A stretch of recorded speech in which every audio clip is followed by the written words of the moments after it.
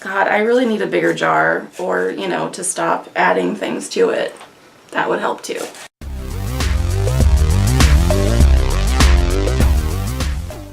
Hey, it's Sue in the restricted section. Today I'm doing my June wrap-up and then a July TBR. And I actually read 10 books, I believe, in June, which is a lot for me, but most of them were very short. And I've already talked about most of them on the channel, so this will probably actually be a pretty quick wrap-up.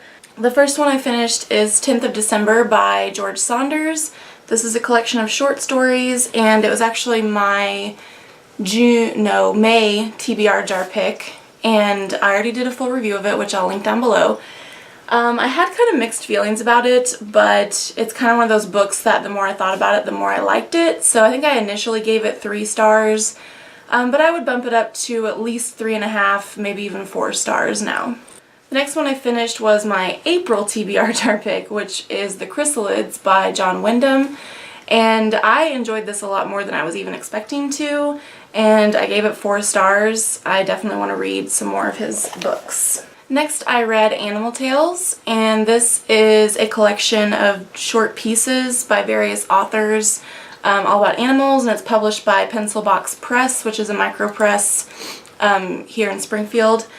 And I enjoyed this. It had sort of a variety of different kinds of stories. There was like some cutesy ones, there was some poetry that was nice, there was some nonfiction ones. There was only one that I felt, it wasn't a bad story, but I just felt like it didn't fit, and it's the second one in here, called The Lost Amphibian Empire, and it was just weird and kind of disturbing, and I didn't feel like it quite fit with the rest of the collection. But overall, I did enjoy it, and I gave it 3.5 stars. And then the next 6 books I read for Read-A-Rama, and Megan and I did a wrap-up video for everything we read for that, so I'll link that down below if you want to hear more about these, but I'll just run through them pretty quickly. First I read B is for Beer by Tom Robbins. Unfortunately, this wasn't very good, and I gave it 2 stars. Next I read The Diving Pool by Yoko Ogawa. This was weird, and it was interesting, but I wouldn't say I enjoyed it all that much, so I gave it 3 stars. And then the next one I read was Ms. Marvel Volume 1, No Normal, and I borrowed it from the library, and I already returned it, so I don't have my copy anymore, but I really enjoyed that. I gave it 4 out of 5 stars. Then next I read Love, Dishonor, Marry, Die, Cherish, Perish by David Rakoff. And this, surprisingly, I did quite enjoy. It's written in verse, which is a little odd, but I thought it was good. I gave it 4 out of 5 stars. Then I read I Am the Beggar of the World, Land Days from Contemporary Afghanistan, translated by Eliza Griswold.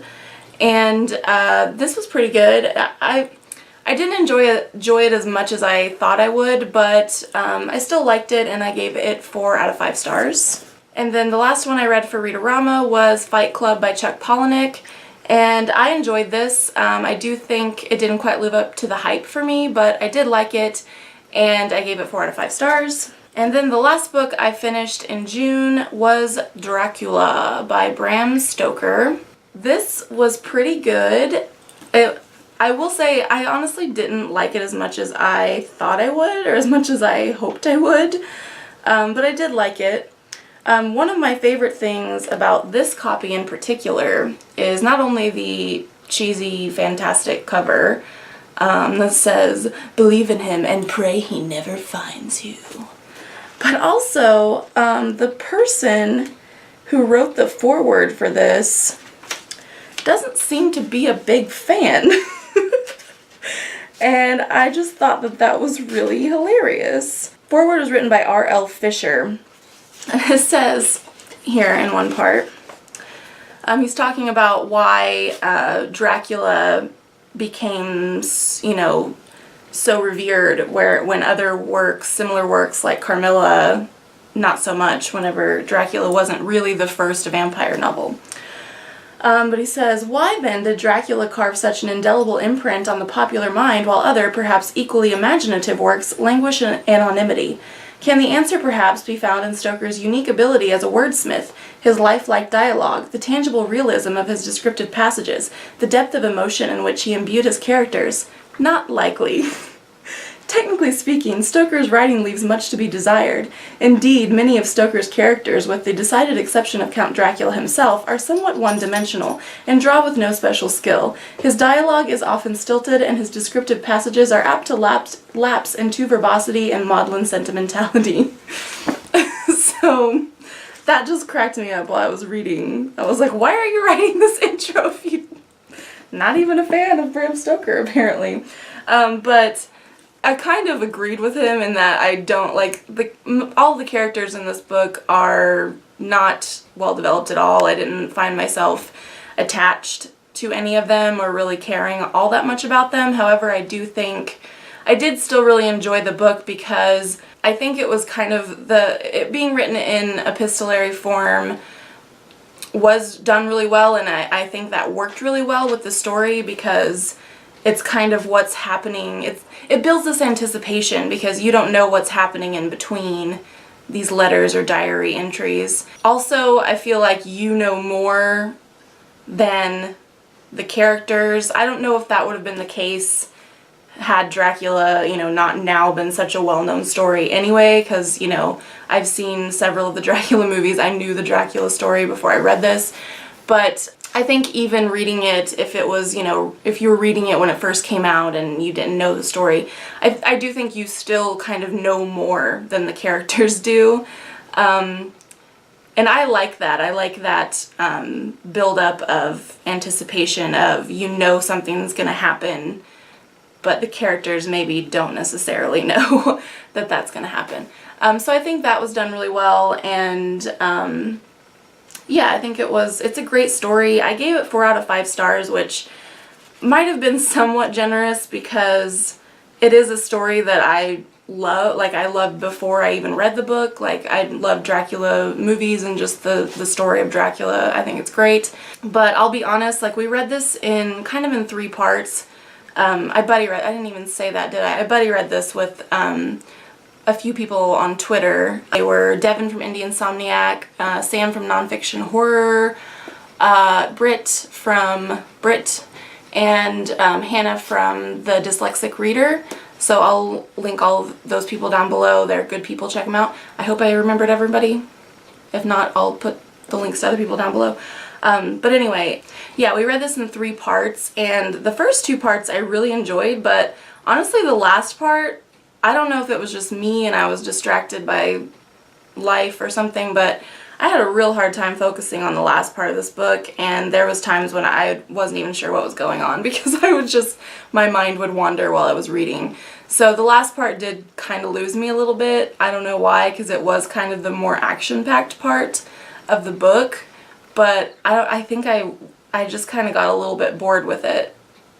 So yeah, 4 stars was maybe a little bit generous, but I still really liked the book and the story.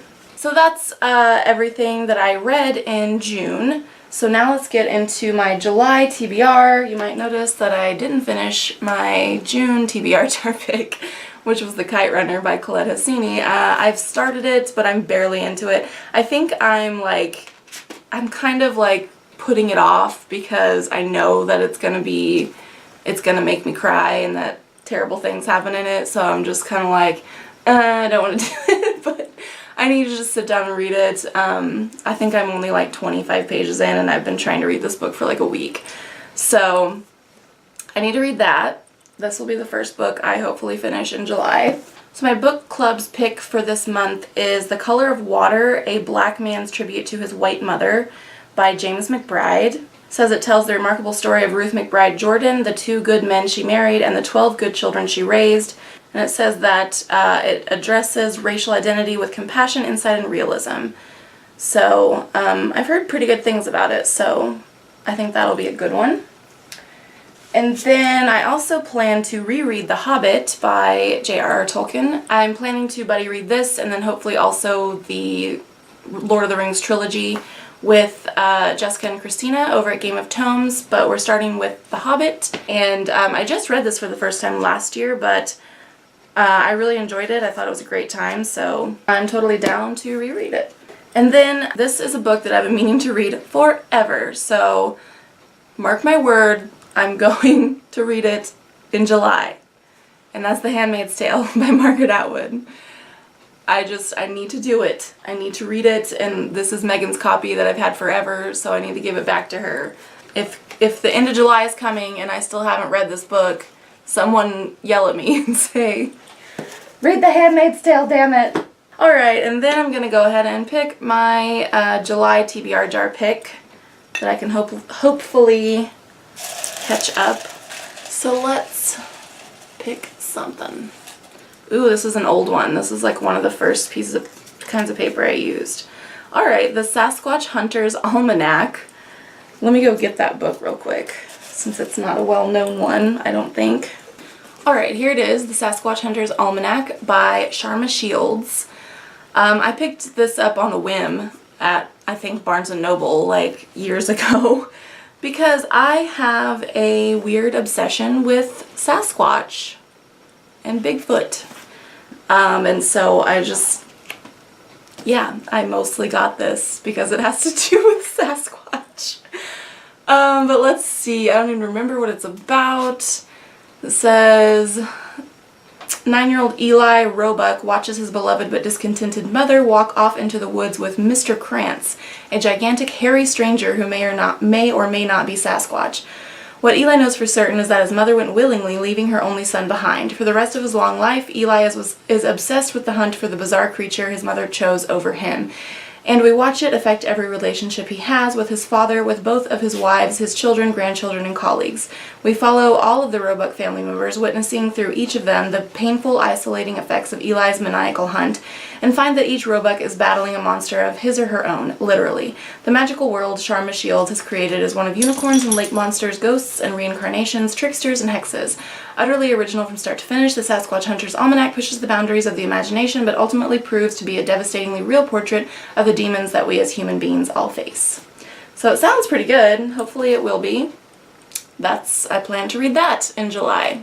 Alright, so that concludes my June wrap-up and July TBR.